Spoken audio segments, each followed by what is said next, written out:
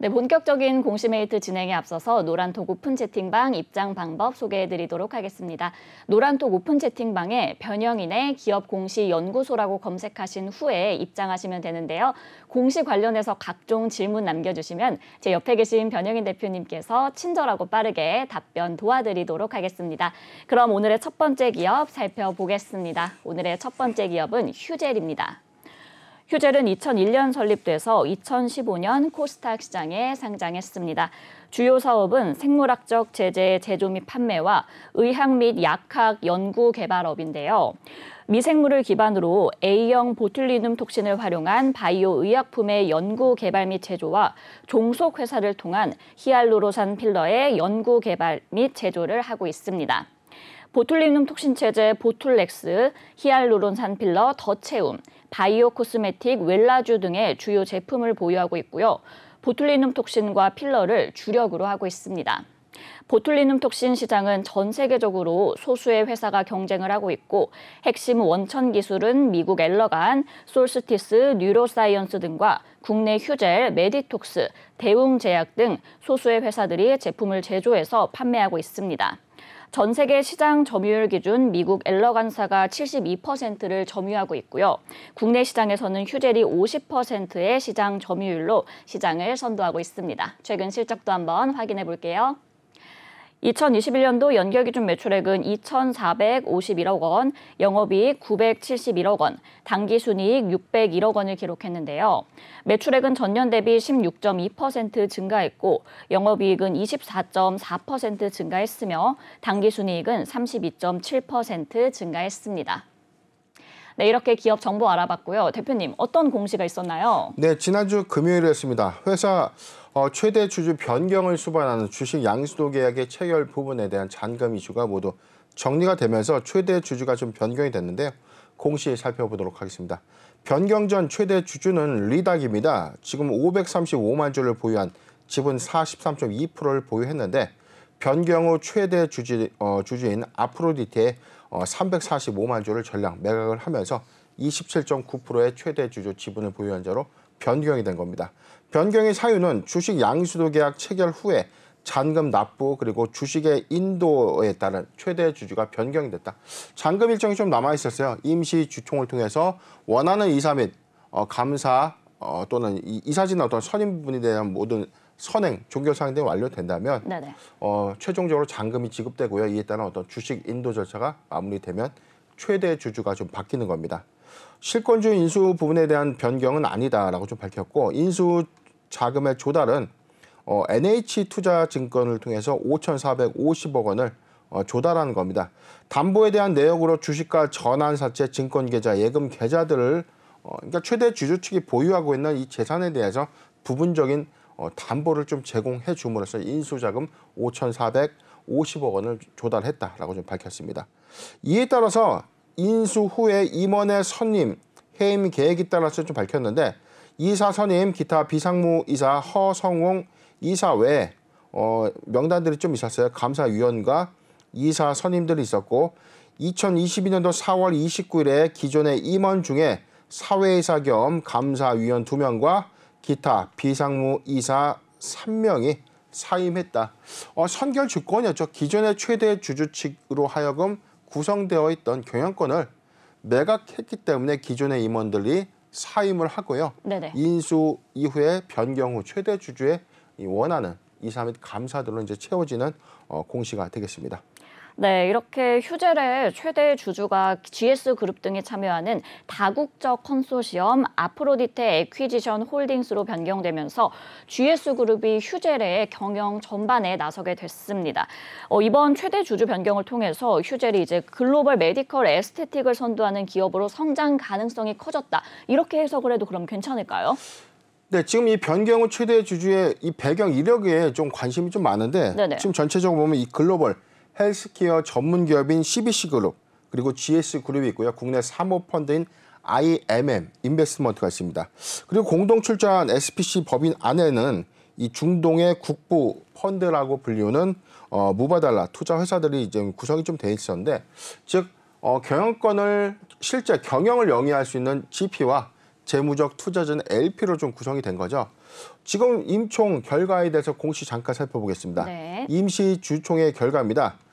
이 총회에서 이사 및 감사의 선임 이후 잔금이 모두 정리가 됐고 주식의 인도 절차를 통해서 최대 주주가 좀 변경이 됐는데 어떤 임원진들이 좀 선임이 됐나 내용을 좀 보도록 하겠습니다. 회사는 제1호 이한 이사 선임의 건에 대해서 기타 비상무이사 4인과 사회이사 1인의 선임을 좀 완료했고요. 감사 위원을 선임한 바 있습니다. 이력을 좀 보면 지금 허성웅 씨는 이 GS그룹의 부사장입니다. 지금 GS에너지의 가스 사업 개발 팀장으로 좀 역임을 좀 했다가 현재는 GS 미래사업 팀장의 부사장으로 좀 재직을 하고 있고요. 이태영님은 지금 GS CFO PM 팀장 전무를 역임했던 이력을 좀 갖고 있습니다. 여기 나와 있는 웨이 후라는 임원은 현재 CBC그룹의 어떤 총괄 대표이사죠. CEO로서 이 경영 일선에서의 이 헬스케어 사업의 어떤 두각을 좀 보여줄 것으로 좀 기대가 되고 지금 경한수라는 임원은 CBC그룹의 매니징 디렉터라고 직을 담고 있는데 과거에 제넥신의 대표이사로서의 어떤 이력을 좀 갖고 있습니다. 지금 사실상 이 휴젤의 경우에 네네. 지금 이 보툴리눔 톡신이라는 이 보톡스와 필러를 생산해서 판매하는 이 사업을 영위하고 있거든요. 네네. 그렇기 때문에 휴젤의 인수 이후에 GS그룹을 주축으로 한 측과 CBC그룹을 주축으로 한 임원진들이 사실상 글로벌의 어떤 역량을 좀 더 가져갈 수 있지 않을까라는 어떤 기대감을 좀 갖게 되는데 이 회사는 사실은 이 필러와 보톡스를 전량 이 글로벌 타겟화해서 오히려 또 확대하는 흐름들 좀 갖고 있다는 거죠. 네. 이런 배경에서 현재 전 최대 주주 측으로 인한 어떤 사업의 확장성을 인수 이후에 새롭게 구성되고 있는 임원진들 또는 임원의 어떤 이력을 통해서 해외 진출을 좀 더 가셔야 된다면 현재보다 오히려 좀 회사의 어떤 성장치를 좀 더 배가시킬 수 있는 어떤 기대감을 좀 수반하는 것이 아닌가 예상해 봅니다. 네, 이렇게 해서 이제 GS그룹이 차기 성장 동력으로 바이오 산업을 택하게 된 건데요. 대표님, 근데 미래 먹거리로 이 보톡스와 필러 사업을 택한 이유가 뭘까요? 지금 자체에서 사실상 이 휴젤이 처음에 이제 시장에 매물로 나왔을 때 작년이었어요. 작년 이게 하반기였는데 상반기 초부터 휴젤이 사실상 시장에 매물로 나오면서 삼성그룹에서도 관심이 있다라는 어떤 설들이 좀 나왔었고 신세계도 인수를 검토하라는 어떤 조회 공시 답변이 있었습니다. 네네. 이후에 GS그룹까지 사실상 휴젤의 인수를 좀 선언하면서 과연 지금 이 사업에 어떤 진출하고자 하는 어떤 사업의 니즈, 즉 사업의 어떤 의도가 좀 궁금했는데 삼성은 조기에 검토를 했으나 실질적으로 어떤 인수를 진행하지 않기로 했다. 그리고 신세계 역시 인수를 진행하지 않기로 결정했다라는 어떤 최종 답변을 좀 보이고 난 이후에 GS그룹이 과연 인수를 종결할 것인지에 대한 어떤 시장에 관심이 있었습니다. 네네. 그런데 지금 탄탄하게 좀 GS그룹 안에서 사실상 이 휴젤 인수에 따른 어떤 사업 시너지를 우리가 예상하기에는 너무 좀 회사가 이 갖고 있는 중점적인 어떤 그룹사의 어떤 사업 부분과는 좀 거리가 먼 그런 사업이었기 때문에 의구심들이 좀 있었지만 지금 SPC 특수목적법인 설립을 통한 출자 방식으로 사실상 휴젤의 경영권을 지배하는 구도로서 어떤 신규 사업을 진출하게 된 배경은 사실 회사가 갖고 있는 유통망이죠. GS그룹 내에 보유하고 있는 유통망을 좀 더 휴젤과의 어떤 업무, 사업 시너지로서의 어떤 다각화 관점에서 신성장 사업으로 어떤 낙점한 것이 아닌가 예상해 봅니다. 네, 이 회사의 유통망의 좀 다각화를 위해서 이 보톡스 필러 사업을 택한 것 같은데요. 이 메딕톡스와의 균주 도용 소송건도 한번 짚어보도록 하겠습니다. 메딕톡스가 대웅 제약에 이어서 휴젤도 자사의 보툴리눔 톡신 균주와 제조 공정을 몰래 가져다 썼다며 미국 국제무역위원회에 제소를 했는데요. 이게 소송 비용이 좀 구체화되면 그만큼 휴젤의 실적에도 타격이 있지 않을까 걱정이 되거든요. 어떻게 보세요? 네, 지난 3월 30일에 사실상 이 메디톡스가 휴젤의 톡신 균주를 도용당했다라고 좀 ITC에 좀 제소를 했죠. 네네. 그런데 이게 과거에 이 대웅제약과 오랜 소송 공방을 펼치면서 종국적으로는 합의를 통해서 모두 일단락이 좀 됐지만 지금 국내에서도 지금 검찰 이 형사 사건으로서 지금 공방을 좀 하고 있다는 어떤 이력이 좀 있는데 네. 자, 이와 관련해서 지금 그 의도예요. 지금 메디톡스가 사실상 이 글로벌 국내에서 국내 보톡스 시장의 어떤 기술력을 기반한 1위의 점유율을 좀 갖고 있다가 사실상 대웅제약과 메디톡스 간의 어떤 이 분쟁으로 인해서 이 시장을 사실상 선점하게 된 것들이 휴젤 반사 수혜가 있었거든요. 그런데 지금 대웅제약과의 어떤 소송들이 거의 뭐 일단락된 상태에서 네. 지금 메디톡스의 무너진 명성을 찾기 위한 의도 또는 시장 점유율을 보다 빠르게 확보하고자 하고 있는 어떤 의도가 아닌가. 그럼에도 불구하고 사실 제소에는 비용을 수반할 수밖에 없기 때문에 만약에 균주 도용이 아니라면 네. 메디톡스의 입장에서는 오히려 심각한 이미지의 타격을 예상할 수 있는데 특허의 어떤 치열한 공방 관점에서는 사실상 이 대응해야 되는 요소들이 좀 있다는 거죠. 그런데 이 균주의 도용 부분이 대웅제약과의 어떤 관점에서 봤을 때는 부분적으로 인정받은 사례가 좀 있었고 네. 부분적으로는 전혀 도용되지 않았다는 어떤 이력이 있었던 것은 시간이 그만큼 차지했지만 이 치열한 공방은 어느 정도 이야기는 되고 있었던 것들이 맞다는 거예요. 그렇기 때문에 지금 메디톡스가 주장하고 있는 이런 부분들이 휴젤 측의 관점에서 좀 적용이 된다면 사실상 시간이 좀 장기화될 수밖에 없는 대웅제약과는 거의 한 2년에 걸친 공방 끝에 결국 합의가 됐지만 휴젤도 비슷한 시간은 소요되지 않을까. 이에 따른 막대한 법무 비용. 전체적으로 대웅제약이 이 추산됐던 법무 비용들이 소송을 대응하기 위해 순수하게 투입됐던 비용들이 한 360억 정도 추산이 됐어요. 그렇기 때문에 이게 휴젤에서도 비슷한 이 소송 부분에 대한 어떤 투입 비용, 막대한 법무비와 이 수입료들, 자 이런 부분들이 충당이 됐을 경우에는 사실상 실적의 어떤 악화 요인 그리고 점유율 관점에서는 오히려 판로를 빠르게 확산해 나가야 되는 회사의 어떤 강점 입장에서는 소송 대응에 따른 어떤 회사의 불확실성도 좀 상존하게 되는 셈이기 때문에 지금 3월 30일 날 일단 ITC 제소 이후에 아직까지 뭐 본격적인 어떤 본안 소송이라든지 그런 입장들이 구체화되진 않았지만 이게 현재 좀 준비되고 있다는 관점에서는 다소 우려스러운 것은 좀 사실 아닌가 판단해 봅니다. 네, 이 메디톡스의 시장 점유율을 확보하기 위한 의도로 보이고요. 이 좀 시간이 장기화될수록 막대한 비용에 대한 타격은 면치 못할 것 같습니다. 그럼 이제 중국 시장 진출 부문도 한번 이야기를 나눠보려고 하는데요. 보툴리눔 톡신에 이어서 히알루론산 필러의 중국 시장 진출도 성공을 했습니다. 대표님, 이 중국 시장에서의 전망은 어떻게 보세요? 네, 중국 시장뿐만이 아니고 최근 공시를 좀 보면 지금 4월 11일 4월 8일부터만 좀 잠깐 공시를 좀 보면 최근에 회사들은 빠르게 유럽 시장의 보툴리눔 독소에 대한 시판 허가, 즉 품목 허가를 획득했다는 소식들이 전해오고 있죠. 네네. 지금 아일랜드, 네덜란드, 포르투갈, 이탈리아, 최근엔 독일까지. 근데 이 독일이 사실 이 유럽 시장의 3대 시장입니다. 네. 전체 이 시장의 70%를 톡신 제재 시장의 70%를 유럽이 갖고 있는데 여기서 독일의 시장의 규모는 3위에 해당될 수 있는 막대한 이 시장 부분이 최근에 이 시판 허가로 인해서 오히려 판로를 빠르게 좀 확산해 나간다면 경쟁력을 좀 수반할 수 있다는 어떤 기대감을 갖게 되는 거죠. 지금 유럽 보툴리눔 톡신 시장의 70%를 5개국이 차지하고 있는데 영국과 프랑스, 독일, 이탈리아, 스페인이에요. 그런데 지금 보면 이탈리아가 있었죠. 이탈리아가 있었고 독일, 그다음에 기존의 영국, 스페인 부분은 이미 좀 획득을 좀 해놓은 상태였기 때문에 네네. 시판 허가 이후에 독소 균주의 어떤 빠른 시장 판로 확장에 따라서 사실상 이 해외 법인을 통한 매출 확대가 하반기에 지속이 된다면 오히려 2023년도부터는 해외양 매출 어떤 극대화가 좀 예상이 되고 이와 별개로 사실상 중국 시장에서 필러 시장의 어떤 품목 허가까지 좀 득해놓은 이런 상황에서 지금 중국은 이미 톡신 제재 시장의 품목 허가를 이미 받아놓은 상태입니다. 네. 여기에 필러까지 지금 판매할 수 있는 어떤 허가권을 획득하게 된 거죠.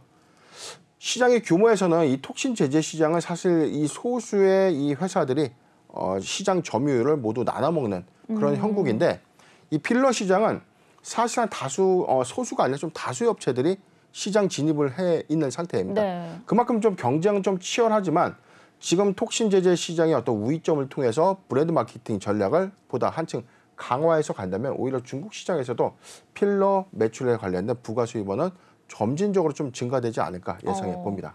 네, 결국에는 이제 중국뿐만 아니라 이런 해외향 매출이 좀 극대화될 것이다라고까지 전망을 예상해 주셨는데요. 대표님, 그럼 끝으로 대응과 투자 전략도 부탁드릴게요. 네, 휴젤의 경우에 지금 차트를 보면 사실상 작년 7월 27만 9,500원까지 급등한 이후에 지금은 사실상 상승 부분을 모두 반납한 흐름의 구간까지 좀 내려와 있었죠. 4월 5일 10만 8,400원까지 주가가 좀 급락을 했는데 실적적인 요건에서는 사실상 이견은 없습니다. 지금 탄탄한 2021년도의 시장을 기점으로 2022년도 코로나19 우리가 팬데믹 이전 상황보다 지금 엔데믹이 보다 가셔야되는 이 시국에서 네네. 중국 시장은 봉쇄령으로 인해서 이 판로가 좀 제한적인 상태로 좀 회복이 좀 되겠지만 네. 유럽 시장의 어떤 공략은 2분기 내지 3분기부터 좀 본격화되지 않겠는가 좀 예상을 해보고요.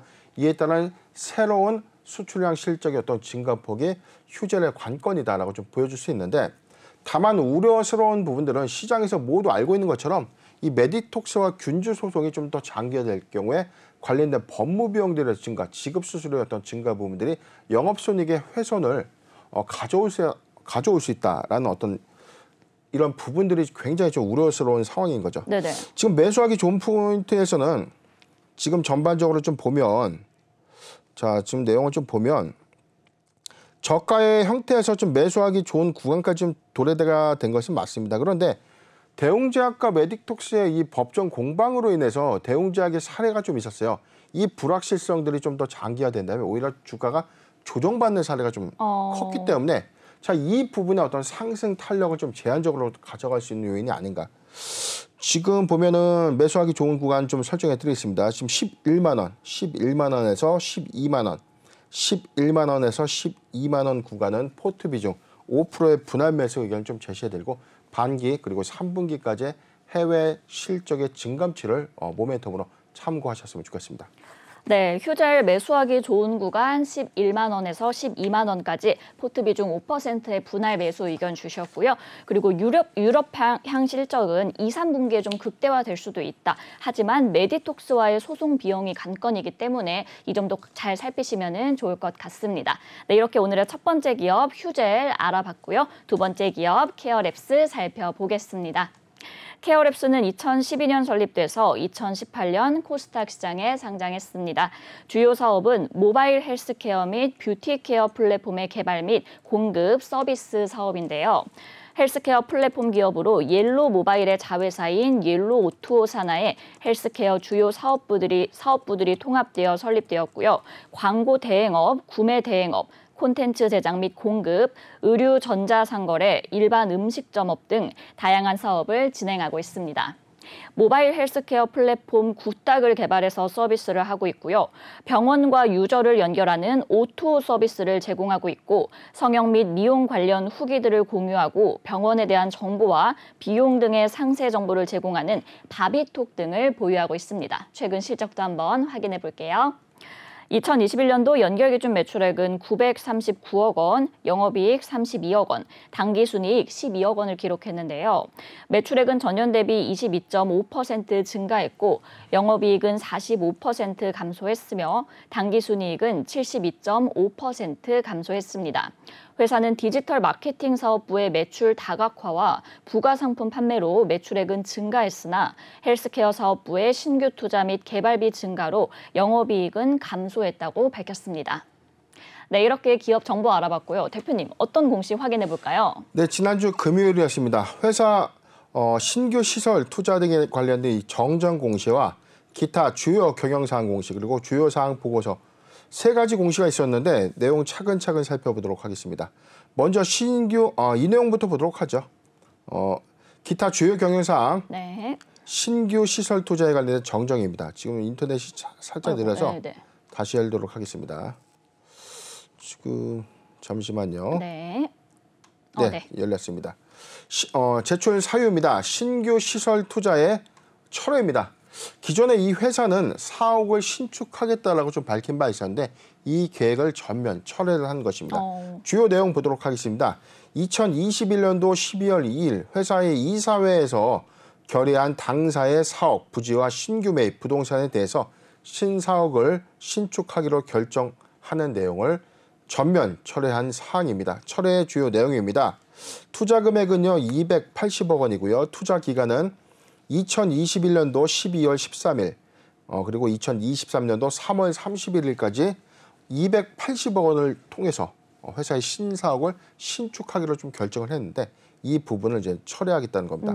신규 투자 소재지는 회사가 매입한 부지인데 강남구 역삼동의 현 사옥 부지입니다. 전체 1,260.2 제곱미터를 좀 보유하고 있고요. 철회 사유입니다.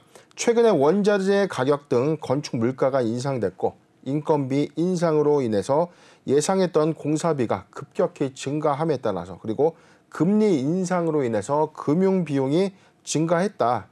따라서 사옥의 신축보다는 부동산을 매각해서 차입금 상황과 재무 구조를 개선해서 금융 비용을 절감하고 유동자금을 확보해서 신규 사업 투자하기 위한 신규 시설 투자를 철회합니다라고 좀 밝히는 공시가 되겠습니다. 두 번째 공시 보도록 하겠습니다. 이에 따라서 신규 부지가 아니었죠. 기존의 회사의 사옥 부지를 신축하려고 했었는데 네. 이 부분은 모두 철회를 했고 매각을 결정을 하게 된 겁니다. 주요 사항 보고서 내용 보도록 하겠습니다. 유형자산의 양도 결정입니다. 회사가 보유하고 있는 이 토지 및 건물을 매각한다는 겁니다. 서울시 강남구 소재 회사 본사 사옥입니다. 양도 내역은 자기 자산 총액의 47.8%에 해당되는 950억 원에 좀 매각을 하는 겁니다. 자산 매각을 통해서 재무 구조 개선과 신규 투자 재원을 확보할 것이고 양도 예정 일자는 4월 29일에 계약을 해서 11월 30일에 화인유통 주식회사에 매각을 하는 겁니다. 기타 내용들에 대해서는 지금 나와 있는 부분들이 좀 없고요. 네네. 지금 계약금 30억 원을 4월 29일 지난주 금요일에 수취를 했고 잔금 920억 원에 대해서는 11월 30일에 받겠다. 외부 평가에 따른 어떤 이 가액을 좀 산정한 것이 좀 판단이 되고요. 자, 기타 특이사항은 없습니다. 지금 회사가 보유하고 있는 이 회사의 어떤 본사 사옥을 950억 원에 좀 매각해서 차입금도 상환하고 남은 유휴 자금을 통해서 신규 사업의 어떤 재원으로 마련하겠다라는 공시가 되겠습니다. 네, 이렇게 케어랩스가 280억 원 규모의 신규 시설 투자를 철회하기로 했습니다. 여기에 강남구 역삼동의 토지와 건물을 또 양도하기로 결정을 했는데요. 일단 재무 구조를 개선해서 신규 사업에 투자하겠다라고 밝혔는데 신규 사업은 해야 하는데 영업이익과 당기순이익의 감소가 좀 이 신규 사업의 속도를 붙잡는 모양새입니다. 대표님 어떻게 보시나요? 우선은 이 회사가 지금 이 자금의 어떤 여력이 좀 있느냐에 대한 관건인데 네네. 지금 12월 31일자 회사의 재무 상태표를 좀 보면 지금 전체적인 현금성 자산은 398억 원을 좀 보유하고 있어요. 비교적 뭐 결코 작지 않은 수준의 어떤 현금을 좀 보유하고 있는데 네. 전체 자산의 어떤 총계는 1,986억을 좀 보유하고 있고요. 부채는 906억을 좀 보유하고 있기 때문에 지금 단기 유동부채가 383억 정도로 보여지는 부분. 크게 우려할 수 있는 요인들은 아니죠. 지금 950억 원의 토지 건물을 매각해서 차입금을 상환하더라도 회사는 뭐 부채 비율이 그렇게 뭐 위험한 우려스러운 어떤 상황들은 아니었기 때문에 지금 이 현실화 관점, 회사는 지금 유효 부지를 좀 더 신축해서 회사의 어떤 사업 집중을 좀 하기로 최초에 좀 결정을 했는데 최근에 어떤 부동산 경기 지표를 판단하거나 또는 금리가 좀 급격하게 좀 올라가는 이 현상에서는 차라리 지금 시점에 빠르게 좀 매각하는 것이 유리하다는 어떤 이 판단이 좀 작용된 것입니다. 오히려 저는 사실 신규 사옥을 신축하는 결정보다 지금 매각해서 현금화 시키는 이 관점이 회사의 이 투자자 관점에서는 오히려 더 긍정적인 요인이 아닌가 판단해봐요. 지금 신규 시설 투자의 관점이라고 해서 우리가 뭐 공장을 짓고 생산 캐파 증가에 따른 공장의 캐파를 늘리고 신축 부지를 통해서 공장을 증설하는 어떤 시설을 투자하는 개념이 아니라 지금 케어랩스의 주 사업은 오토 플랫폼이죠. 의료 바이오 빅데이터 사업들이나 지금 의료 바이오 솔루션들을 개발 및 제조 공급하는 회사인데 사실은 원가의 개념에서 뭐 사옥 신축보다는 오히려 유효 자금을 유효 자산의 어떤 매각을 통해서 현금을 확보하는 것이 오히려 더 유리한 상황이 아닌가 판단해 봅니다. 네, 대표님께서 보시기에는 그래도 케어랩스의 경우에는 지금 매각을 하는 것이 그래도 좀 긍정적이다라고 말씀을 해주셨습니다. 여기에 이제 카카오가 헬스케어 분야로 진출한다는 소식도 이어지고 있는 가운데 관련 이슈가 나올 때마다 케어랩스가 급등 양상을 보여주고 있거든요. 그렇다면은 글로벌 디지털 헬스케어 사업 분야의 전망은 혹시 어떻게 보시나요? 네, 지금 우리 이 글로벌뿐만 아니고 국내만 하더라도 사실상 이 고령화 추세죠. 고령화 추세 이후에 그리고 삶의 질이 좀 더 향상되는 시점에서는 사실상 이 건강이라는 어떤 관점에서의 어떤 관심도가 올라갈 수밖에 없습니다. 그렇죠. 고령화 사회를 이미 진입을 했기 때문에 이에 따라서 이 산업군의 어떤 발전도 지속될 수밖에 없는데 사실 이 코로나19가 가져온 이 팬데믹이 가져온 이 삶의 변화가 사실상 이 바이오 디지털 헬스케어 사업의 어떤 점진적인 도약에도 오히려 작용을 했다라고 좀 보고 있어요. 이게 사실상 저는 한 2, 3년 전까지만 하더라도 지금 병원 하면 가서 대면 진료를 받아야 되고 병원은 우리가 수소문해서 누가 좋다 지인들이 이 병원이 뭘 잘 본다더라 맞아요. 그런 우리가 편견을 갖고 좀 많이 움직였는데 지금은 네네. 정확하게 좀 다각화된 어떤 의견을 통해서 이 플랫폼화된 상태에서 병원의 어떤 진료 예약과 서비스 후기 등을 통해서 직접 우리가 선별해서 판단해서 진료를 선택할 수 있는 장점을 좀 가져왔기 때문에 사실상 이런 어떤 도약적인 발전 부분이 확대되는 관점에서는 뭐 비대면 이 원격 진료라든가 지금 예약 부분을 차지한 그 이외의 의료 서비스의 관점에서도 사실상 이 플랫폼 그리고 관련한 의료 빅데이터 사업까지 좀 연결이 좀 된다면 확장세의 어떤 관점에서는 케어랩스는 오히려 이미 시작된 산업에 진입이 되어 있는 것과 다름이 없다라고 좀 예상해 봅니다. 네, 이렇게 글로벌 디지털 헬스케어 사업과 그리고 원격 의료 사업의 전망까지 좀 긍정적으로 봐주셨는데요. 그렇다면 이 케어랩스의 전망과 또 대응 전략은 어떻게 가져가는 것이 좋을까요? 네, 케어랩스의 경우에 사실상 이 지난 실적이 사실상 뭐 그렇게 좀 좋은 편은 좀 아니었죠. 지금 네. 2021년도 연결 기준 매출액이 지금 영업이익이 32억, 당기순이익이 12억을 좀 기록했는데 영업이익이 45%가 좀 감소했고 당기순이익이 72.5%가 감소가 됐었습니다. 회사는 이에 따른 어떤 원가 산입 효과에서는 오히려 매출액이 좀 증가되는데 연구 개발비가 좀 급증했다라고 좀 밝힌 바가 있었죠. 지금 고도화 관점에서는 의료 헬스케어의 어떤 디지털 고도화 관점에서 투입되는 비용의 증가폭은 좀 있었지만 2022년도부터는 이 부분에 대한 어떤 개발비가 어떻게 좀 적용될 것인가, 즉 플랫폼의 확장세를 이익으로 어떻게 좀 대변할 것인가가 좀 관건으로 좀 보여지는 포인트입니다. 오늘 1.81% 상승한 9,000원대 주가 흐름을 좀 보여주고 있는데 사실상 이 케어랩스는 디지털 헬스케어 사업 부분에 이미 진입한 이후에 확장세를 좀 가져간 흐름이라면 950억 원의 매각 재원을 통해서 현재 사업을 좀 더 확장해 나갈 수 있는 무언가의 그림이 2022년도에는 좀 결정되지 않을까. 자, 이 동 모멘텀을 통해서 우리가 매수하기 좋은 구간을 좀 산정해 보겠습니다. 자, 저는 이렇게 봤는데 지금 8,300원, 8,300원에서 9,000원 구간, 8,300원에서 9,000원 구간, 포트 비중 5%의 분할 매수기를 좀 제시해드리고 보유자 관점에서는 지금 지수 변동성에 따라서 지금 중요하게 보여지는 구간이죠. 저는 이 구간인데 지금 8,700원 지지 구간이 좀 더 이탈되지 않는다면 보유 의견을 제시해드리겠습니다. 네, 케어랩스 매수하기 좋은 구간 8,300원에서 9,000원까지 포트 비중 5%의 분할 매수 의견 주셨고요. 보유자 관점에서는 8,700원이 이탈되지 않는다면 보유하시면 좋을 것 같습니다. 이 현재 사업의 확장의 그림까지 예상해 주셨습니다. 그럼 오늘의 마지막 기업 살펴볼게요. 오늘의 마지막 기업은 이랴입니다. 이랴는 1978년 설립돼서 2002년 코스닥 시장에 상장했습니다. 주요 사업은 사출 부품 및 금형의 제조 및 판매와 외식 프랜차이즈 사업인데요.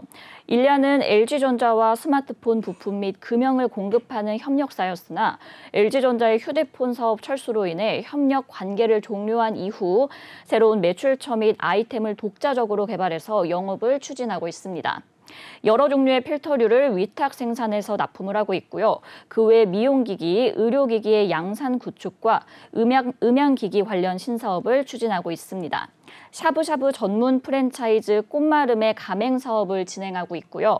세계 직영점을 운영하고 있고 2019년 1월 인수한 SF 스틸을 통해서 철 스크랩 사업도 진행하고 있습니다. 실적도 한번 확인해 볼게요. 2021년도 연결 기준 매출액은 177억 원, 영업이익 4억 8천만 원, 당기순이익 6억 3천만 원을 기록했는데요. 매출액은 전년 대비 119% 증가했고 영업이익과 당기순이익은 흑자 전환했습니다. 회사는 제조 부분 제품의 다변화에 따라 매출이 대폭 개선됐고 구조 조정과 비용 절감으로 손익을 개선했다고 밝혔습니다. 네, 이렇게 기업 정보 알아봤고요. 대표님, 어떤 공시 확인해 볼까요? 네, 지난주 금요일이었습니다. 기타 시장 안내 공시 보도록 하겠습니다. 기타 시장 안내입니다. 주식회사 이레아에 대해서 기업심사위원회 심의 결과 상장 유지를 결정했다. 2022년도 4월 29일 기업심사위원회를 개최해서 이레아에 대해서 상장 유지를 결정했으며 이에 따라서 동사의 주권은 5월 2일 오늘부터 매매 거래가 재개될 예정입니다. 라는 공시가 있었습니다. 이에 따라서 상장 유지 결정으로 주권 거래 정지가 전면 해제가 되면서 5월 2일부터 거래가 좀 가능해졌고요. 이에 따라서 회사는 변경 전 관리 종목에서 변경 후 중견기업부로 소속부가 변경이 되는 공시를 제출했습니다. 네, 이렇게 이레아의 상장 유지가 결정되면서 오늘부터 거래가 재개됐는데요. 오늘 상한가로 마감을 했습니다. 과거 LG전자와의 스마트폰 관련 협력 관계가 종결되면서 이 실적이 악화돼서 좀 고전을 면치 못하는 상황이었는데요. 매출의 80%를 LG전자에 의존을 했다던데 대표님, 그럼 좀 타격이 심했을 것 같아요. 어땠나요? 네, 사실상 이레아가 회사의 의견 거절이나 횡령 또는 배임의 발생, 자, 이런 원인이 아니고 주된 사업의 정지로 인해서 사실상 주권 거래 정지가 좀 됐었고 이에 따라서 상장 실질 심사, 상장 적격성 실질 심사에서 사실상 이 해당이 좀 되면서 지금 개선 기간을 좀 받았고 이후에 회사가 다양한 신규 사업을 통해서 정상화를 좀 추진했었지만 결코 작지 않은 기간에서 좀 마음고생을 좀 많이 했었던 종목가 이레아가 아닌가 싶어요. 네. 과거에 LG전자의 주력 이 휴대폰량의 어떤 부품을 제조 및 판매했던 회사인데 지금 LG의 중요 협력사로서 사실상 이 시장의 캐파가 베트남 공장으로서 이전 확장을 갔을 때 이레아가 국내 생산을 좀 고수했던 이력이 좀 있었어요. 따라서 같이 해외 투자를 통해서 해외에서의 어떤 생산 거점을 통해서 수익성을 좀 제고해 나가든가 수주에 좀 완연하게 좀 대응을 했어야 되는데 이레아의 경우에는 국내 생산만을 좀 고집했다는 어떤 이력이 있었습니다. 그래서 사실상 이 고정비 증가, 인건비 증가, 원재료비에 대한 어떤 이 수율 부분을 절대 좀 따라갈 수 있는 경쟁력 확보 관점에서는 이 원청사의 어떤 기대를 보답하지 못했던 이력들이 좀 있었고 최종에는 LG전자가 모바일 사업분의 전면적인 중단을 통해서 이레아가 주된 사업이 모두 사라지게 됐죠. 80%의 매출 비중이 모두 사라지게 되면서 주된 사업의 어떤 정지를 통해서 거래 정지가 된 바가 있었죠. 회사는 이 기간 동안에 사실상 내부적으로 프랜차이즈 사업과 기존의 회사의 사출 시설 그리고 금융 설비 시설을 이 필터 다각화된 어떤 필터류의 OEM 생산으로 이 생산을 이제 변경하게 된 거죠. 네. 생산의 어떤 이 다각화 초점을 좀 변경, 즉 사업 다각화 관점에서 새로운 신성장 동력이 아니라 기존 설비를 활용하고 있는 OEM 위탁 생산들이 좀 적용하면서 2021년도 실적 회복을 통해서 주권 거래가 해제된 것이 아닌가 예상해 봅니다. 네, 좋습니다. 그리고 살펴보니까 이제 새로운 성장 동력을 확보하기 위해서 외식 프랜차이즈 업체도 인수를 했는데요. 이 외식 프랜차이즈 업체의 미래 먹거리로 가져가기에 좀 괜찮을까요, 대표님? 네, 이 부분에 대해서는 저는 사실상 많은 이견이 좀 사실상 있는데 네네. 지금 내용을 좀 보면 지금 매출 비중부터 보도록 하겠습니다. 지금 전체적인 어떤 매출 포지션들을 보면 제조 부분, 금융 매출이라고 불리는 이 제조 매출이 124억 원, 그리고 용역 매출이 18억 원, 프랜차이즈 식자재 매출이 지금 17억 원에 이 가맹 개설 매출이 1억 2,900만 원에 불과해요. 그런데 이게 어떤 맹점이 있냐면 사실상 이게 결코 적지 않은 금액으로 좀 인수를 했다는 거죠. 지금 제가 조사를 좀 했었는데 네네. 지금 100% 예울 FC의 지분 100%를 158억 원에 지난 4월에 인수를 했었습니다. 네. 그런데 지금 158억 원을 통해서 회사의 주력 사업으로 인식하고자 했던 이 결정이 지금 17억 원의 매출에 가맹 매출이 1억 2,900만 원. 물론 코로나19의 직격탄도 있었겠지만 그렇죠. 가맹점의 매출은 너무나 인수가 대비 너무 초라한 실적이었고 스크랩 부분에 대해서는 사실상 이 증가폭이 좀 미미합니다. 2019년도에 24억 원, 2020년도 26억, 2021년도에는 15억 원으로 지금 회사의 종속회사를 통해서 하고 있는 이 사업 부분도 감소 추세였다는 거죠. 그런데 지금 이 회사 금융 매출인데 124억 원을 좀 보여주고 있죠. 2020년도까지만 하더라도 18억 원에 불과했던 금융 매출이 124억 원까지 좀 신장할 수 있었던 이런 배경은 필터류 사업에 대한 어떤 OEM 매출이 증가한 것으로 좀 보여진다. 그런데 제가 항상 강조드렸던 부분이죠. OEM, 위탁 생산 관점에선 이 회사의 주력으로 가져갈 수 있는 사업을 반드시 올해는 조금 컨택해야 되는 어떤 이슈가 결정이 좀 있어야 되는 것 아닌가 그런 생각도 좀 해봐요. 물론 상장 유지 결정이 좀 됐지만 지금 현재 이 회사가 영위하고 있는 사업 부분을 보면 다소 좀 위태로운 부분들이 좀 있죠.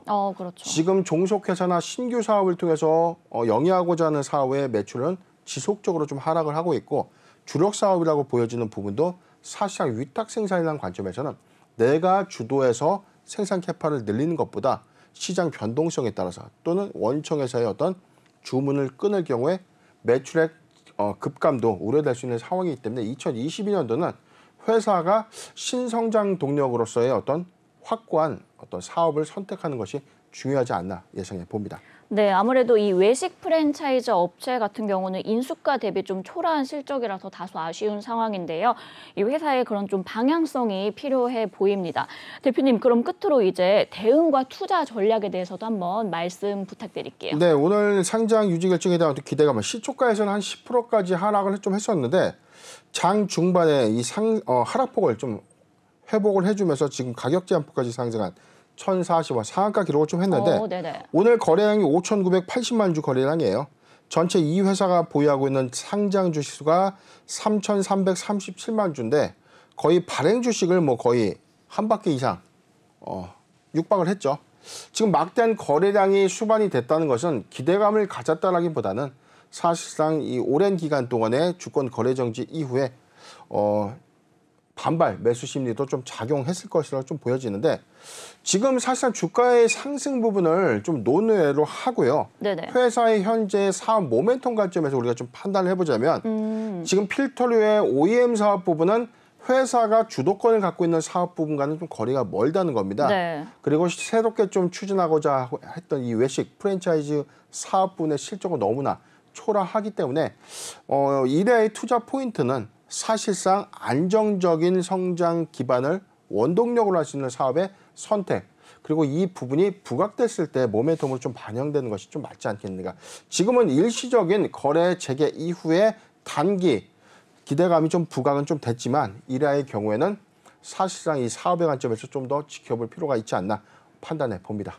네, 일단 이랴 오늘 상한가 터치했는데요. 일단 반발 매수 심리가 좀 작용한 것으로 보이고요. 투자 포인트는 이 안정적인 사업을 어떻게 가져가느냐인 것 같습니다.